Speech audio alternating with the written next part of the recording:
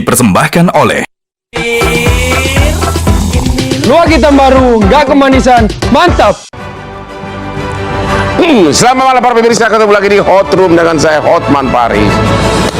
Hore hore, hari Natal tiba, hari libur tahun baru tiba.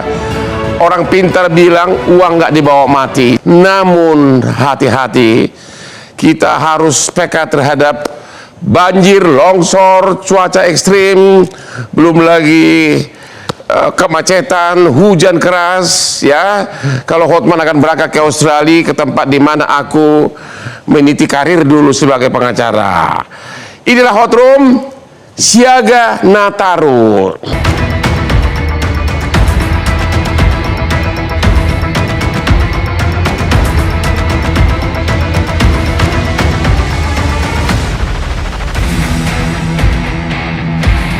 Momen libur Natal dan Tahun Baru atau Nataru menjadi salah satu periode favorit masyarakat untuk bepergian, baik untuk mudik maupun berpariwisata bersama keluarga.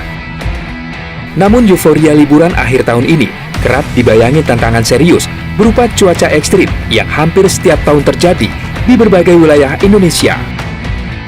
Berdasarkan data Badan Meteorologi, Klimatologi, dan Geofisika atau BMKG, momen libur Nataru berpotensi diwarnai cuaca ekstrim. Intensitas hujan di sejumlah wilayah Indonesia diprediksi juga berdampak langsung pada keselamatan transportasi dan aktivitas masyarakat. Untuk meminimalkan risiko, masyarakat diimbau aktif memantau perkembangan cuaca sebelum dan selama perjalanan. Selain itu, pemilihan destinasi juga perlu disesuaikan dengan kondisi musim.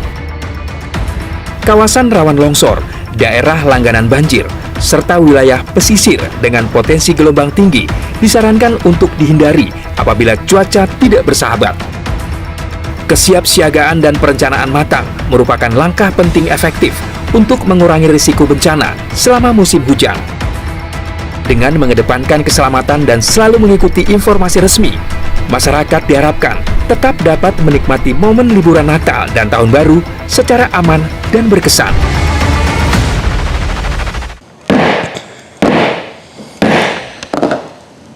Libur tetap libur, bekerja tetap bekerja. Namun kopi luwak hitam premium kamu harus minum tiap hari, 5 kali sehari tanpa gula.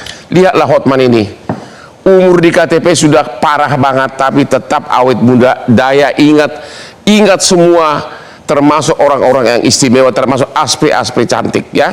Jangan sampai kau melupakan atau lupa anak istrimu karena daya ingatmu sudah berkurang. Kata orang pintar, kopi mempertahankan kamu daya ingat. Oke, inilah dia kopi luwak hitam premium.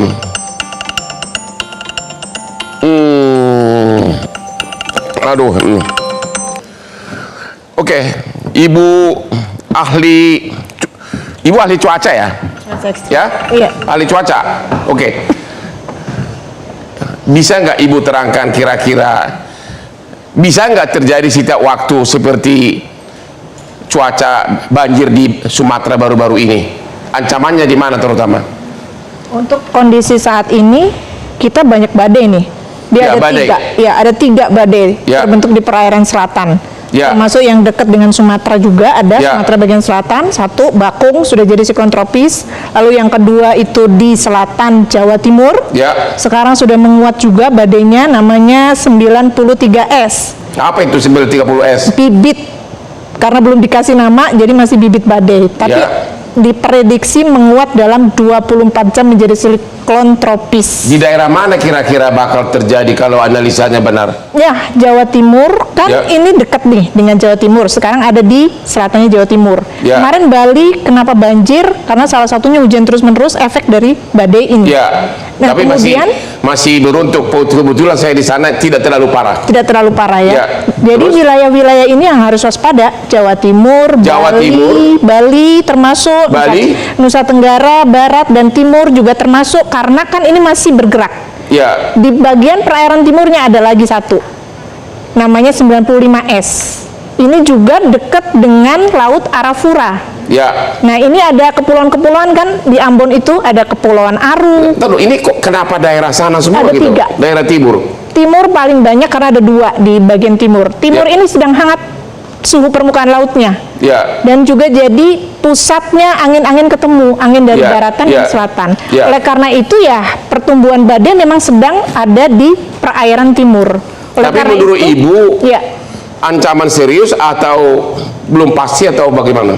ya kalau bisa menghasilkan hujan yang berhari-hari, maka kita harus siap, kita harus waspada juga. Kalau hujan berhari-hari. Ya, kalau hujan berhari-hari, karena ini kan memicu hujan yang terus-menerus di wilayah-wilayah perairan selatan tadi atau timur, di daerah Kepulauan Ambon, di daerah NTT, itu saya kira bisa terkena hujan yang berhari-hari, kan akumulasinya bisa parah juga. Ya, hujan paling kira-kira berhari-hari di mana bakal terjadi? Kemarin benar, saya di Bali minggu lalu, tiba Jumat hujan, hari Minggu sekarang geser ke timur.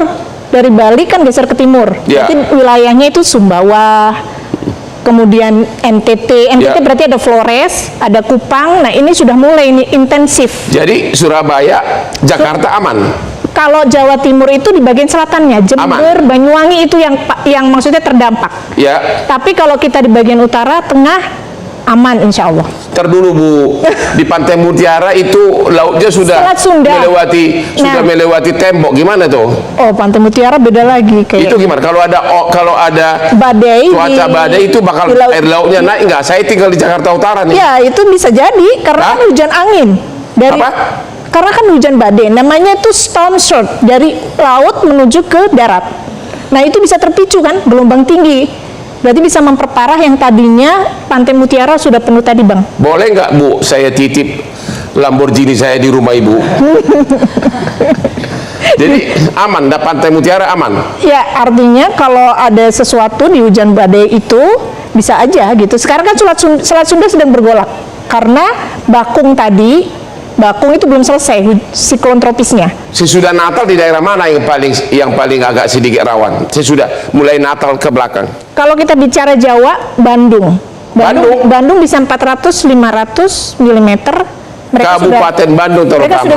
Mereka sudah siaga. Jadi mendingan tinggal di kota Bandungnya aja ya. Ya. Begitu. Jadi kota Bandung ya bisa juga kan banjir bandang. Yang terakhir, yang paling rawan sesudah Natal di mana? Sesudah Natal. Ya, kalau untuk Jawa, Bandung itu yang harus waspada. Bandung yang harus waspada. Bandung terutama kabupatennya. Semuanya. Halo warga Bandung, warga Bandung, hati-hati mulai bila perlu kalian liburan ke Jakarta ya. Jakarta pasti banyak rumah kosong dan hotel kosong karena orang pada mudik. Kepada Pak BNPB, Pak Pangarso. Halo Bapak Pangarso. Ya. Halo Bang Hotman. Ya. Bagaimana prediksi Bapak tentang liburan tahun baru ini, Natal tahun baru, apa yang bakal terjadi? Ya, kalau tadi sama narasumber sebelumnya sudah sampaikan prediksi cuaca, pastinya yang kita pastikan kan adalah antisipasi kejadian bencana itu. Kami bersama BPBD daerah dan para organisasi lain termasuk kementerian lembaga juga sudah mengantisipasi dengan menyiapkan pos-pos terkait sama jalur mudik. Ini yang sudah kita siapkan baik di wilayah Sumatera, bagian Jawa, kemudian Sulawesi dan Maluku, itu juga kita sudah koordinasikan untuk persiapan Natal dan Tahun Baru ini dalam menghadapi situasi baik Nataru maupun kesiapsiagaan dalam mengantisipasi kalau terjadi bencana berdasarkan prediksi cuaca yang ada saat ini. Analisa BNPB daerah yang paling rawan kapan dan tanggal berapa? Ya, pastinya kami ngikutin informasi dari BMKG ya, karena informasi peringatan dininya kan dari BMKG. Jadi tapi berdasarkan diskusi kita beberapa waktu lalu, pastinya wilayah ini ada di wilayah Sumatera, tadi disampaikan wilayah Sumatera bagian selatan dan hampir seluruh wilayah Sumatera, kemudian Jawa bagian barat dan tengah termasuk timur, kemudian ada sebagian Kalimantan, Sulawesi dan Indonesia Timur, yaitu Maluku. Namun kita juga perlu waspadai daerah Bali dan Nusa Tenggara. Ini yang Bali dan Nusa yang Tenggara sudah kami prediksi. Iya. Katanya Bandung. Tadi Ibu bilang tadi Bandung. Gimana itu? Benar nggak? Ya, Bandung itu kan termasuk Jawa bagian barat, Bang. Jadi tadi kami juga sampaikan Jawa bagian barat, tengah, dan timur. Jadi sebaiknya warga Bandung liburan semua ke Jakarta ya. BNPB nanti Natal ini bagaimana koordinasi dengan Polri, dengan BMKG dan lembaga terkait, apa sudah dipersiapkan sehingga setiap waktu siap siaga? Sudah, Bang. Jadi kemarin hari Senin kemarin kita sudah rapat koordinasi dengan dipimpin oleh Menteri PMK bersama juga dengan Kapolri dan seluruh jajaran termasuk TNI Polri dan lembaga-lembaga. Memang kita sudah mempersiapkan terkait sama rencana pos pengamanan untuk Nataru. Jadi kita sudah persiapkan personil, termasuk logistik, termasuk membuka pos-pos posko-posko di beberapa jalur yang kemungkinan terjadi kemacetan, termasuk juga terjadi risiko bencana yang mungkin terjadi nanti di wilayah jalur Nataru ini. Terutama terima kasih. untuk Kita istirahat dulu. Kita istirahat dulu, ketemu lagi setelah yang berikut ini. Dipersembahkan oleh Luwak hitam baru, nggak kemanisan, mantap. Hello, belum sarapan? Berani minum kopi? Siapa takut? Cuma Luwak Hitam Premium, kopi kesayangan Hotman yang bikin perut tetap nyaman walaupun belum makan. Para peminum kopi harus coba Luwak Hitam baru, kopinya pecinta bola. Saksikan terus Hot Room setiap Rabu jam 9 malam dan jangan lupa minum Luwak Hitam Premium. dipersembahkan oleh Luwak hitam baru, nggak kemanisan, mantap. Ketemu lagi di Hot Room. Bapak kita anggota DPR Pak Teguh Iswara. Bagaimana persiapan bangsa kita ini menghadapi cuaca ekstrim dan sebagainya menjelang Natal tahun baru ini, Pak? Siap, Bang. Jadi kami hari Minggu kemarin sudah melakukan lagi koordinasi dengan semua stakeholder, khususnya memang yang terkait dengan mitra kami di Komisi 5, baik itu dari PU, Perhubungan, Basarnas, dan juga BMKG. Mereka semua insya Allah sudah saling berkoordinasi satu sama lain untuk memastikan proses mudik, arus mudik dan juga arus balik bisa berjalan dengan lancar. Itu yang kami harapkan juga tentu saja. Dan harapan terbesar kami tentu tercapai yang namanya zero accident, Bang. Kesiapan mudik terutama Polri bagaimana? Apakah ada pos-pos keamanan di jalan atau bagaimana? Tentu kalau pos-pos keamanan itu sudah selalu disiapkan dan juga berkoordinasi dengan pihak-pihak lain termasuk PU dan Perhubungan. Misalnya kalau Polri itu bahkan sebelumnya sudah melakukan simulasi-simulasi kira-kira di titik-titik mana saja yang biasa terjadi rawan kebencanaan dan juga belajar dari pengalaman dari tahun-tahun sebelumnya tentu saja. Nah kalau dari PU contohnya Bang, dia itu sudah menyiapkan alat-alat berat di beberapa lokasi-lokasi yang kira-kira rawan terjadi longsor misalnya. Sehingga ketika terjadi hal-hal yang tidak diinginkan, mereka bisa bergerak cepat secara langsung. Termasuk juga Basarnas, mereka sudah punya pos-pos. Bahkan kami meminta juga pos-pos ini dilengkapi dengan tim tenaga kesehatan. Bukan apa-apa untuk ketika terjadi hal-hal yang tidak diinginkan, ada juga tenaga kesehatan yang bisa membantu. Kurang lebih seperti itu persiapannya, dan kami tentu dari DPR RI memberikan dukungan dan support penuh kepada seluruh stakeholders yang terkait agar proses mudik di tahun ini menuju tahun 2026 dan juga Natal bisa berjalan dengan lancar.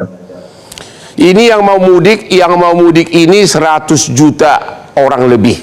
Yakin siap untuk mengatasi hal-hal ini. 100 juta lebih itu udah berapa itu? Udah 3 kali negara Singapura itu.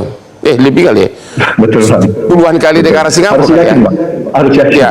Siap. Saya harus yakin karena kita ini kan bukan pertama kali yang terjadi, Bang. Ada pengalaman-pengalaman dari tahun-tahun sebelumnya, dan alhamdulillah tahun sebelumnya itu secara statistik tingkat kecelakaan atau tingkat hal-hal yang tidak diinginkan itu relatif bisa teratasi dan baik. Dan mudah-mudahan kita berharap di tahun ini pun bisa terjadi hal yang sama.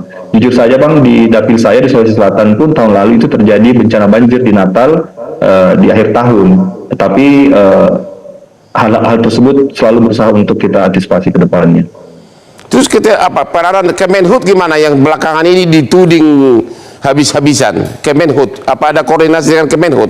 Bisa apa Kemenhub? Kalau jujur, kalau Kemenhub kan itu tidak termasuk ke dalam mitra kami. Berhubungan maksudnya, berhubungan. Kementerian Perhubungan. Ya, justru perhubungan itu bisa dikatakan menjadi semacam koordinator utama ya, karena yang benar-benar memegang peranan penting. Tapi di saat yang sama, ketika diupayakan melakukan pengamanan, mereka juga berupaya untuk melakukan tindakan-tindakan yang kira-kira bisa membantu. Contoh, kalau kita melihat dari statistik itu, salah satu tingkat kecelakaan tertinggi itu dari motor misalnya. Nah, mereka itu bisa membantu dengan memberikan tempat-tempat khusus di rel kereta api itu untuk motor, supaya pengguna motor itu bisa terminimalisir misalnya. Dan juga ada beberapa program seperti mudik gratis, tapi tentu koordinasi, bahkan mereka bekerja 24 jam di bandara-bandara yang memang besar dan padat, mereka sekarang bekerja 24 jam. Nah, tentu ini harus kita apresiasi dan kita doakan agar tetap berjalan lancar ke depan. Terima kasih. Sekarang kita tanya ke Pak Aditya ya, sebagai Ketua Forum Transportasi apa ini? Kereta apian. Jalan dan kereta apian. Bagaimana? Kereta api bakal mampu menampung 100 juta lebih? Ya Bang, terima kasih. Kalau Nataru ini sebetulnya ada sorotan saya, ada 3 tantangan ya Bang. Pertama tadi tantangan utama untuk penyelenggaraan angkutan transportasi di Nataru. Pertama tadi sudah disebutkan Mas Bu Erma adalah masalah cuaca.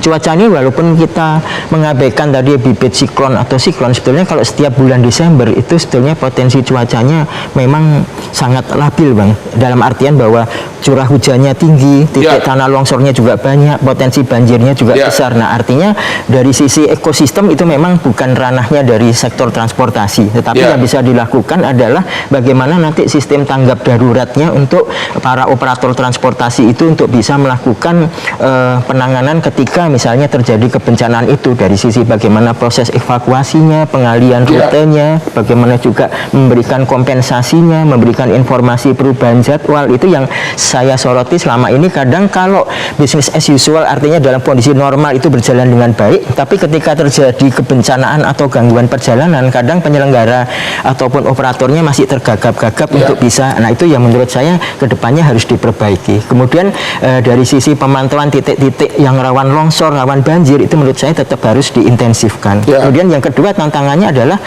berbeda dengan di hari-hari biasa atau angkutan lebaran, ini akan lebih terkonsentrasi karena liburan, konsentrasi manajemen untuk di destinasi wisata Bang, karena sudah pasti akan terpusat kepadatan itu di titik-titik destinasi wisata. Survei itu menunjukkan bahwa ada 5 daerah utama di Pulau Jawa yang akan menjadi serbuan dari wisatawan. Apa aja itu? Pertama Jogja. Jogja itu sekitar nggak ada banjir kan? Sekitar 540 ya, tapi maksud saya nanti ke arah nanti bagaimana mengurai kepadatan maupun mengurai kepadatan. Yang kedua apa?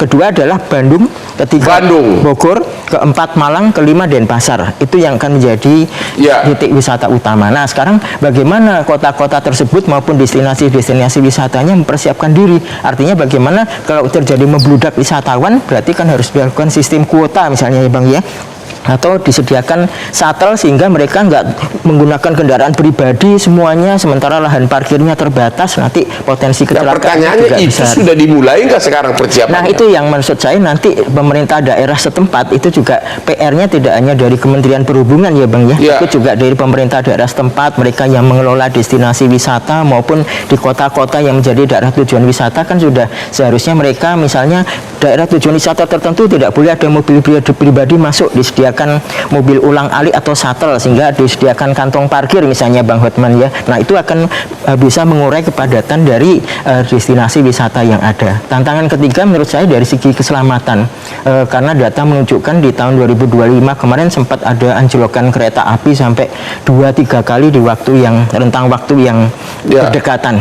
Apa yang terjadi Bang? Itu sangat walaupun tidak ada korban jiwa, itu akan mengganggu keseluruhan perjalanan kereta api karena akan ada pengalian jalur, akan ada pengalian jadwal, itu mengganggu semuanya. Nah, itu kemudian juga dari bis wisata. Bis wisata ini kan kadang-kadang ada harga, ada rupa ya Bang. Kadang-kadang masyarakat pengen menyewa bis wisata yang abal-abal atau supaya murah, padahal itu mungkin tidak berkelaikan. Nah, sehingga di sini catatan saya adalah bagaimana menyediakan prasarana dan sarana transportasi transportasi yang berkelaikan. Artinya kalau misalnya Ditjen Kereta Api dan PT KA mengintensifkan lagi bagaimana pemeriksaan rel, pemeriksaan jalur-jalur kereta, pemeriksaan roda sarana kereta, sehingga misalnya menghindari anjlokan. Bapak sudah yakin bahwa Jasa Marga dan perkeretaapian sudah siap atau bagaimana? Kalau saya pikir sih kereta api itu relatif memang angkutan yang selama ini cukup andal dan aman ya Bang ya, untuk relatif mereka, aman ya? Ya relatif aman. Cuman yang saya masih khawatirkan terutama adalah kalau misalnya masyarakat itu menyewa bis-bis wisata yang memang tidak terdaftar atau belum ujikir, tidak lulus atau dikemudikan oleh supir saran tembak. Bapak hati-hati menyewa bis-bis wisata yang ya kan sebetulnya sudah ada list, misalnya Kementerian Perhubungan di Ditjen Perhubungan Darat itu sebetulnya sudah ada list bis-bis wisata maupun PO yang sebetulnya sudah terdaftar, dan bisnya juga bisa dikontrol apakah B sekian-sekian plat nomornya itu sudah lulus ujikir atau layak jalan. Itu sebetulnya masyarakat bisa memilih itu. Cuman kadang-kadang ya Bang, yang terjadi adalah oh yang itu lebih murah, oh yang ini mana pernah masyarakat mengecek itu dan ngeceknya di mana? Nah itu sebetulnya itu menjadi tugas dari Kemenhub adalah menyediakan aplikasi Bang yang benar-benar itu user friendly, sehingga mereka para usernya itu bisa mengecek dengan mudah, karena sebetulnya sudah tersedia website namanya Mitra Darat dan Spion 6 untuk aplikasinya yang masyarakat bisa ngecek. Cuman masalahnya Kementerian Perhubungan belum secara intens untuk Tahun-tahun sebelumnya kecelakaan paling banyak terjadi karena apa? Faktor utama sebetulnya masalah human faktor manusia sih Bang, itu yang tetap hari pertama. Ya misalnya pengemudinya ngantuk, tidak melakukan gagal pengereman misalnya, atau yang paling penting adalah mereka memang belum paham terhadap medan jalurnya, terutama di destinasi wisata tertentu Bang. Bisa jadi misalnya kelas jalannya hanya cukup untuk mobil golongan 1 atau 2, tapi ternyata truk besar bis besar ternyata masuk ke situ, sehingga tikungan berapa kali kejadian sampai satu bis meninggal semua atau bagaimana? Ya kalau satu bis meninggal semua tidak ya Bang. Tapi kan korban jiwa satu orang pun kan juga itu sebetulnya sudah kita anggap suatu kecelakaan yang cukup fatal, apalagi kalau sebetulnya misalnya dilakukan modifikasian bis yang tidak semestinya atau pengemudinya bukan pengemudi yang resmi misalnya. Nah itu yang maksud saya bagaimana nanti regulator itu harus benar-benar memastikan ketika sudah angkutan Nataru itu bis-bis plat kuning terutama ya Bang ya, yang beroperasi. Ya, karena kenapa saya bilang plat kuning, bagaimana nanti juga masyarakat itu kadang-kadang juga menyewa travel yang plat hitam yang memang mungkin belum berkelaikan juga Bang. Ini tanda kutip misalnya travel ilegal misalnya begitu. Nah itu menurut Bapak bis-bis gelap itu lebih murah apa? Oh ya pasti Bang. Pasti lebih murah kalau travel itu juga akan lebih murah karena mereka kan juga tidak tergabung dalam perusahaan, kadang-kadang juga pribadi ya Bang. Nah itu yang menurut saya bagaimana nanti Kemenhub juga benar-benar melakukan penertiban terhadap ya travel liar itu yang plat. Jadi saran Bapak kepada para yang mau mudik, mau jalan-jalan, perhatikan benar-benar bis yang mau disewa apa? Pertama, tapi yang saya mau sarankan adalah begini Bang, ini sebetulnya kenapa sering terjadi kepadatan, sering terjadi kecelakaan, itu sebetulnya juga karena banyak pengguna itu lebih banyak menggunakan kendaraan pribadi, terutama mobil pribadi maupun sepeda motor. Ya pastilah. Kenapa itu terjadi? Salah satunya adalah pertama karena tarif angkutan umumnya atau tarif pesawatnya atau tarif kereta apinya atau tarif bisnya memang relatif mahal. Dan juga kan jalan-jalan pakai mobil pribadi. Kedua adalah di destinasi wisata atau di tempat tujuannya itu belum tersedia angkutan umum maupun angkutan ulang-alik yang memadai, sehingga mereka membawa mobil pribadi. Yang saya sarankan adalah di tahun ini itu sebetulnya pemerintah sudah memberikan stimulus berupa diskon tarif angkutan umum Bang. Misalnya, ada angkutan umum berapa persen? Kereta api kan diberikan tarif misalnya lebih murah untuk ekonomi komersial itu tarifnya 30%. Kenapa kelas ekonomi? Karena 70% pengguna kereta api adalah pengguna kelas ekonomi. Sementara pesawat itu PPN-nya ditanggung oleh pemerintah sekitar 13%. Jadi kereta api sekarang berapa diskonnya? Di diskonnya 30% untuk kelas ekonomi yang komersial. Kalau pesawat sekitar mungkin hanya 13-14% karena bukan diskon Bang, tapi PPN-nya yang ditanggung oleh PPN-nya.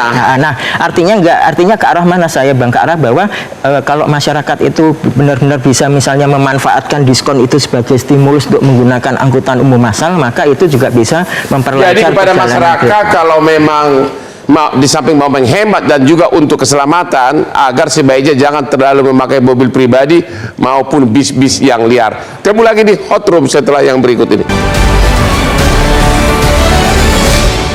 Dipersembahkan oleh Luwak hitam baru, nggak kemanisan, mantap. Hello, belum sarapan? Berani minum kopi? Siapa takut?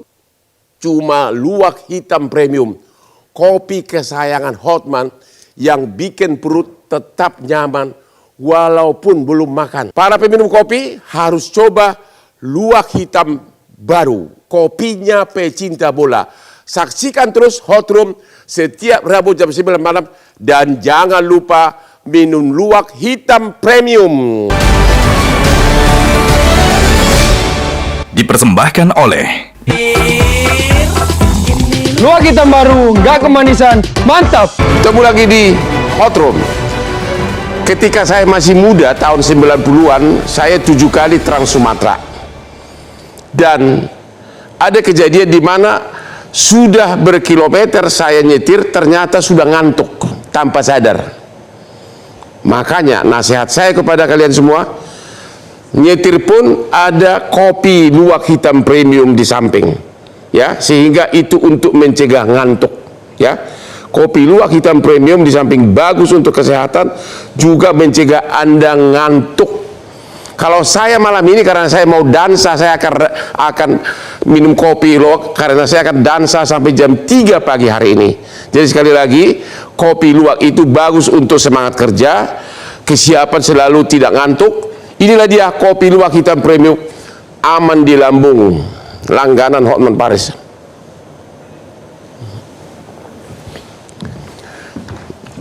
Ibu Erma, Ya. kita banyak ahli. Ibu ahli profesor malah. Ibu profesor cuaca atau profesor apa? Ya, cuaca dan iklim ekstrem. Emang waktu Sumatera Barat dan Aceh, di mana para profesor sehingga tidak tahu bakal terjadi apa itu badai yang begitu besar, tidak ada persiapan? Di mana kalian? Ya, sebenarnya kan apa ya? Strukturnya kan tidak dibangun seperti itu. Ya. Ada tim expert dan seterusnya, itu kan memang butuh ada penyatuan persepsi dulu dan ada forumnya ya Bang ya. Jadi kan nggak bisa orang ngomong individu-individu. BMKG kemana? Tidak tersistematis begitu ya. Ya. Itu yang harus kita bangun mulai dari sekarang. Mungkin kalau ada sesuatu yang kita anggap itu emergensi, itu ada forum bersama. Pertanyaan itu. saya, sebelum badai yang menyebabkan banjir di Sumbar dan Aceh, apa tidak ada gejala yang secara ilmiah bakal menimbulkan akibat besar? Ada nggak waktu itu gejala-gejala oleh para ahli? Ya, sinyal-sinyalnya itu sudah terbaca. Tapi dilalaikan atau beberapa hari sebelumnya sudah terbaca, ya, gitu kan? Karena kalau kita bicara tentang cuaca ekstrim itu kan harus memisahkan dulu. Ini kira-kira berdampak besar nggak? Berarti peta resiko, bukan peta, artinya bahwa prediksi resiko ya, itu harus benar-benar dilakukan, gitu. Itu ya, yang mungkin sekarang juga misalnya nih mau Nataru, berarti kan mesti gimana nih nanti kalau misalnya ada rute-rute yang tergenang banjir, hujan di situ, ini milihnya harus kemana? Nah, Ibu, ini yang mesti ada. Misalnya gini, ya, ini kan bakal banyak orang ke pantai, ya, di Bali, di mana-mana, ya, safety. ya. Terus bisa nggak lihat di medsos ramalan cuaca atau Nah, menurut saya justru di tempat-tempat tadi mesti ada board. mesti, tapi sekarang ini nggak ada. Saya nggak tahu apakah semua tempat wisata tadi yang misalnya dibilang sama Mas dari MTI, apakah ada semua tuh tadi yang destinasi favorit Bandung, Malang Ya, gitu ya? setahu saya nggak ada. Nggak ada. Padahal tidak semua orang bisa terhubung. Tidak semua orang, apalagi yang misalnya lansia, gaptek dan seterusnya itu bisa Jadi membaca. ini PR platform. dari siapa nih? GMKG atau DPR kita atau siapa? Artinya harus terintegrasi nih. Kemenhub harus menciptakan. Kemenhub. Iya, perhubungan harusnya itu di dalamnya, di dalam platform yang dia bikin atau apapun itu ada sarana-sarana itu. Ya gimana nih Pak DPR? Halo Pak DPR, ya? Ya, Gimana nih? Ya, kesiapan itu, ya? Ya, gimana kesiapan kalau? Halo? Halo, siap-siap. Kedengaran suara saya, Bang? Ya, gimana kesiapan ini sebagai warning ini dari Kementerian Perhubungan agar warga tahu bakal ada masalah gitu? Di mana? Di medsos mana? Kita nggak pernah tahu pengumuman di mana. Betul. Betul, saya sepakat Bang. Jadi sebetulnya kalau dari BMKG itu kan dia sudah punya sosial media masing-masing, dan setahu saya juga di setiap provinsi itu sudah ada sosial medianya masing-masing. Cuma memang yang harus kita akui adalah bagaimana caranya informasi ini bisa teramplifikasi lebih besar lagi supaya masyarakat bisa lebih tahu lagi. Jadi perlu upaya-upaya lebih, misalnya dengan WA Blast atau SMS Blast. Bahkan kalau saya boleh menyarankan, digitalisasi ini harus masuk. Misal contoh, ketika kita membeli tiket di aplikasi tertentu yang populer, harusnya ada BMKG di situ. Ketika dia membeli tiket pesawat, tiket kereta, dia langsung tahu cuacanya kira-kira hari itu ketika dia membeli kira-kira seperti apa. Jadi mereka sudah bisa waspada terlebih dahulu dan mengantisipasi. Ini dan itu tidak ada sekarang ini. Macam sejauh ini belum. Artinya apa? Memang masih berjalan sendiri-sendiri, Bang. Harapan kami ke depannya ada semacam satu aplikasi yang saling terintegrasi, mulai dari perhubungan, BMKG, dan juga pihak-pihak lain yang terkait, supaya ketika masyarakat mencari informasi tiket, mencari informasi penerbangan, sudah ada juga informasi cuaca di situ misalnya. Jadi mereka tidak lagi harus mencari dari tempat lain. Itu yang selalu kami dorong juga di DPR RI. Begitu, Bang. Sebagai contoh perbandingan, waktu saya dulu di Australia, masyarakat sana sangat suka menonton televisi tentang ramalan cuaca. Ya, hampir sekian jam bisa nonton ramalan cuaca di TV. Sedangkan di kita yang ada, apa itu? Nggak ada. Gimana itu Pak? Kenapa nggak DPR mengatakan wajib sebuah televisi membuat ramalan cuaca sekali 3 jam? Bagaimana Pak? Siap Bang, saya sepakat, dan ini semenjak terjadinya bencana di Sumatera ini kan sudah menjadi warning buat kita dan juga pelajaran buat kita agar kedepannya lebih bagaimana cara kita mengamplifikasi lagi pemberitaan terkait cuaca ini. Dan buat saya bukan hanya sekedar itu Bang, ketika kita sudah di bulan Natal atau bulan Desember hari ini kan sudah teramplifikasi atau akumulasi dari bulan-bulan sebelumnya. Seharusnya jauh sebelum bulan Desember pemerintah itu sudah jauh mengantisipasi, misalnya di sungai-sungai yang berpotensi masalah, sedimentasi segala macam itu sudah harus diantisipasi. Jadi jangan kita hanya di bulan Desember saja baru berbicara tentang hal-hal potensi bencana ini. Ini kan terlambat nih. Jadi harusnya jauh sebelum itu sudah bagaimana kita mengupayakan agar hal-hal yang terjadi di beberapa tahun belakangan ini bisa terantisipasi. Menurut saya seperti itu. Jangan hanya kita selalu berpikir jangka pendeknya, tapi juga jangka panjangnya. Terima kasih. Bapak dari PNPB ya, Pak Pangarso. Ya. Bagaimana kesiapan kita? Ada enggak peringatan dini? Saya itu sudah hampir tiap minggu saya ada di Pantai Bali, saya tidak pernah ada lihat peringatan. Gimana ini PNPB? Ya. Peringatan dini di mana caranya? Jadi gini, peringatan dini itu kan pastinya asalnya dari informasi BMKG. Ya. Jadi dikala ada informasi BMKG, peringatan dininya, maka kami melakukan penguatan kepada pemerintah daerah melalui BPBD untuk bisa memberikan informasi kepada masyarakat di daerah rawan. Nah, informasi ini kami gunakan dengan masyarakat, kita ajak untuk memahami platform yang ada baik dari BMKG ataupun informasi-informasi dari platform-platform yang ada di beberapa kementerian lembaga. Namun yang paling penting adalah informasi itu betul-betul sampai ke masyarakat, sehingga kami juga menyiapkan sebetulnya sudah ada early warning system yang sebetulnya sudah ada, namun karena luasan wilayah kita yang ini belum terjangkau semua, pastinya ini juga harus kerjasama seluruh pihak. Dan antisipasi yang kami lakukan adalah dengan BNPB sudah punya platform yang namanya Inaris. Inaris personal bisa di-download melalui handphone kita, sehingga tahu di mana tempat tujuan kita akan datang itu, sudah tahu risiko apa yang ada di sana. Jadi sudah ada warning awal, walaupun itu tidak menjadi warning yang ini ya, tapi itu menjadi risiko tertinggi yang ada di wilayah itu. Contoh, risikonya ada gempa atau banjir tinggi, maka di sana juga ada rekomendasi apa yang harus dilakukan masyarakat sebelum banjir terjadi, pada saat banjir dan pasca banjirnya. Ini sebetulnya sudah ada Bang di platform kita yang disebut Inaris personal, nanti bisa di-download oleh masyarakat melalui namanya Pak? Kinaris. Gadget kita. Hah? Inaris. Kinaris. Itu lihat apa di dalamnya? Itu lihat risiko tertinggi yang ada di wilayah tujuan. Jadi risikonya yang paling tinggi yang mungkin akan terjadi. Ya, oke, kita istirahat dulu, kita lagi setelah yang berikut ini.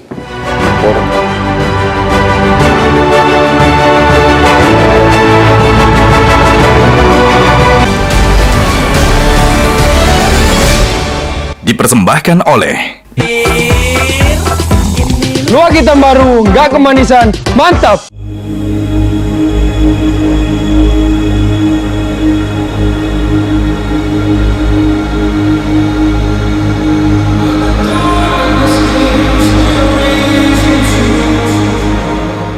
Hello, belum sarapan? Berani minum kopi? Siapa takut? Cuma Luwak Hitam Premium, kopi kesayangan Hotman yang bikin perut tetap nyaman walaupun belum makan. Para peminum kopi harus coba Luwak Hitam baru, kopinya pecinta bola. Saksikan terus Hot Room setiap Rabu jam 9 malam dan jangan lupa minum Luwak Hitam Premium. Dipersembahkan oleh Luwak hitam baru, nggak kemanisan, mantap! Ketemu lagi di Hot Room. Ahli cuaca, saran ibu kepada para pemirsa, daerah mana yang kira-kira aman dari badai? Yang pertama adalah wisata tadi ya. Kita harus pilih wisata yang tepat. Yaitu apa, Dik? Resiko tinggi itu kalau hiking, kemudian di dekat-dekat sungai, jalur sungai, trekking. Sungai mah nangka ikan teri atau Bu? itu agak jadi di selatan ya Pak ya, perairan selatan atau pantai-pantai selatan itu mungkin dihindari dulu, ya kan? Jangan terlalu banyak orang di sana dan itu pun harus dipastikan tidak ada gelombang tinggi pada saat itu. Atau rob, ancaman rob, karena rob kan periodenya sudah diketahui, kalender rob kan sudah ada. Nah itu dijauhi pada periode tersebut. Itu kalau sudah ada rob ditambah gelombang tinggi, hujan, badai, bisa dibayangkan kan. Nah ini harus dicoba diketahui kalau dulu. Begitu realistis saja. Yang kira-kira sangat perlu diwaspadai daerah mana? Tadi Pak, selatan Jawa itu. Selatan Jawa perairan selatan Jawa, pantai-pantainya. Misalnya kayak Pangandaran. Jawa Barat bagian itu. Terus? Kemudian kalau Jogja mungkin masih relatif terlindung ya. Pangandaran itu, terus di pesisir Malang Selatan kan juga suka ada juga ya pantainya. Gimana? Malang Selatan, bagian selatan. Malang? Ya karena ini kan badainya lagi ada di selatan. Oh, lagi ada di sana, lagi antri di sana ya. Ya, kemudian Bali gimana Bali? Bali masih berpotensi hujan. Berpotensi doang. Kalau Bali mah akhir tahun. Iya, akhir tahun nanti maksudnya. Nah, selama masa periode nanti, pantai-pantai di Bali ini juga bisa rawan terjadi hujan. Kemungkinan rawan ya? Yes, seperti kemarin itu gitu. Jadi harus waspada juga. Jadi kalau di Bali ya mungkin carinya yang di... yang paling rawan sesudah Natal atau apa? Sesudah Natal. Sesudah Natal, hati-hati ya. Kalau Pak ahli transportasi kita, paling aman naik transportasi apa? Kalau dari derajat keamanan sih sebetulnya pesawat terbang dan kereta api itu modal pesawat terbang paling aman. Dan kereta api itu karena tingkat pesawat terbang dan kereta api paling aman.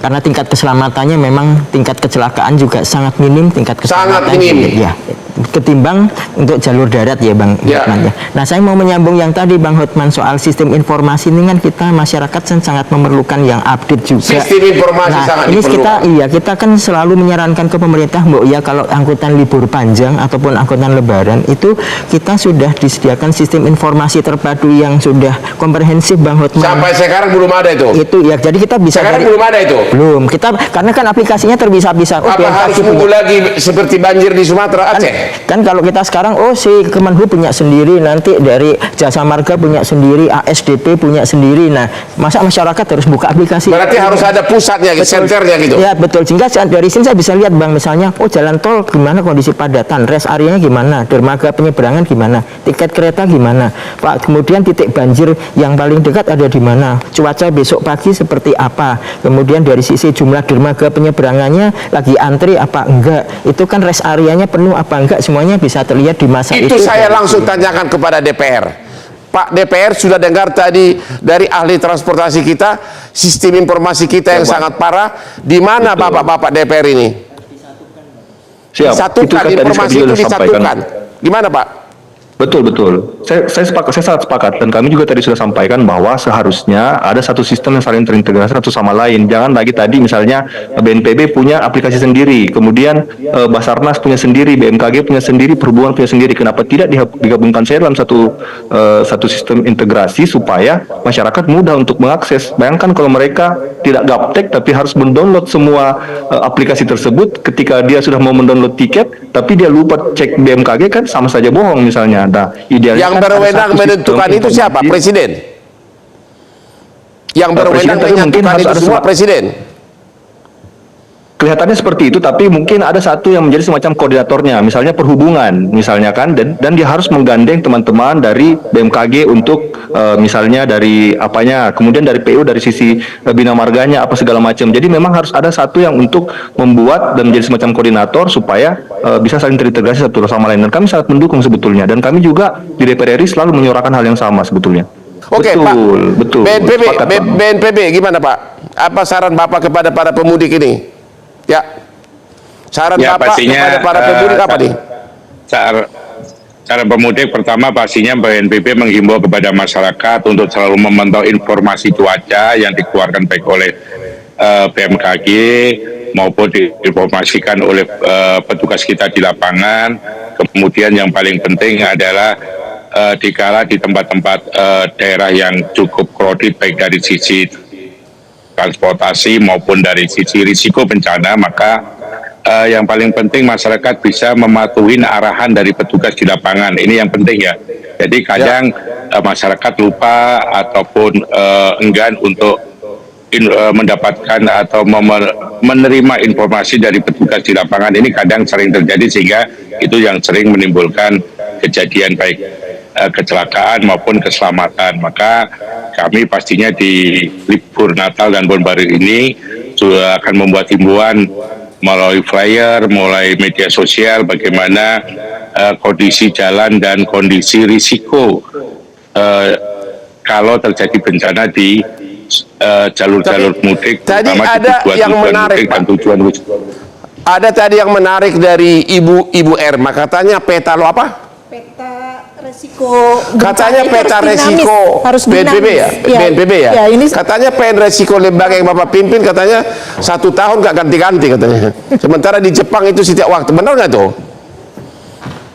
Jadi gini, peta kita sudah punya IRBI. Sebetulnya di peta itu kan memang tidak cuma dari BNPB saja, karena urusan pemetaan ini kan juga ada dari Kementerian Lembaga, tapi kami sebetulnya sudah punya peta yang terus kami rilis. Terakhir kemarin di tahun 2025 ini juga kita sudah rilis dengan indeks risiko bencana yang ada di daerah. Ini juga bagian yang ini memang kendalanya dikala situasi seperti untuk Natal Baru ini baru kemungkinan nanti akan kami buatkan seperti panduan bagaimana pada saat mudik bisa selamat, termasuk dari risiko bencana yang kemungkinan terjadi. Kan bencana itu baru kemungkinan terjadi berdasarkan risiko dan informasi yang ada. Terima kasih Bapak PNBP, terima kasih kepada DPR, terima kasih kepada Pak Aditya, terima kasih kepada Ibu Erma.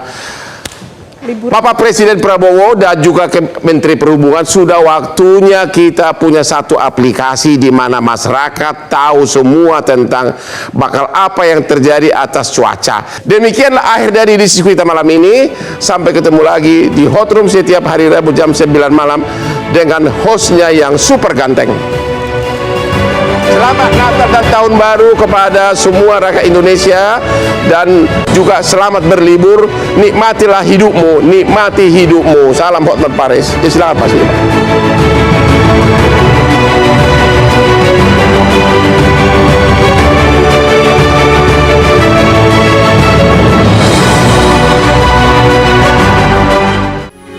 Metro TV.